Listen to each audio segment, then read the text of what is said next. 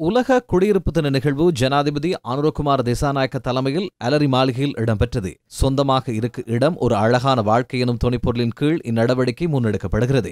நாடு முழுவதும் குறைந்த வருமானம் பெறும் குடும்பங்களுக்காக நிர்மாணிக்கப்பட்ட 1000 வீடுகளை மக்களின் உரிமைக்கு வழங்கும் நடவடிக்கை நிகழ்நிலை தொழில்நுட்பம் ஊடாக ஜனாதிபதி அனுரகுமார திசாநாயக்கவின் கரங்களினால் மேற்கொள்ளப்பட்டது.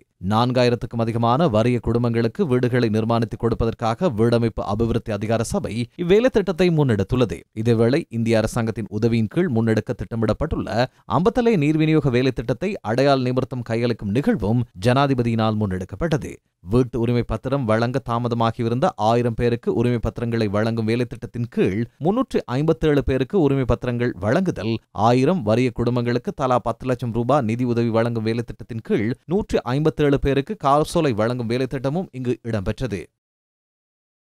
வீடமைப்பு தினத்தை முன்னிட்டு நடத்தப்பட்ட சித்திர மற்றும் வீடமைப்பு திட்டமிடல் நிர்மாணம் உள்ளிட்ட கண்காட்சியையும் ஜனாதிபதி பார்வையிட்டார். அதன் பின்னர் இடம்பெற்ற நிகழ்வில் உரையாற்றிய அமைச்சர் அனுர கருணாதிலக நாட்டு மக்களின் வீட்டுக் கனவை நனவாக்க அரசாங்கம் உயர்ந்தபட்ச நடவடிக்கைகளை மேற்கொண்டு வருவதாக தெரிவித்தார்.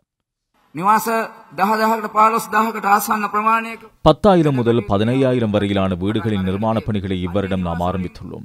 அதில் 1600க்கும் அண்மித்த வீடுகளை ஒவ்வொரு மாவட்டத்திலும் இன்றைய தினம் வழங்கி வருகின்றோம். பிரதான பிரச்சனையாக உள்ள வீட்டுப் பிரச்சனையை கட்டம் கட்டமாக தற்போதைய அரசாங்கம் தீர்த்து வருகிறது. வீடு இல்லாத ஒவ்வொரு பிரஜைக்கும் வீடு தொடர்பான கனவை, நம்பிக்கையை கட்டியெழுப்புவதே இன்றைய தேவை. ஒவ்வொரு பிரஜைக்கும் வீடு ஒன்றை பெற்றுக் கொடுப்பது அரசாங்கத்தின் முக்கிய பொறுப்பு. அதற்காக நாம் செயற்படுகின்றோம்.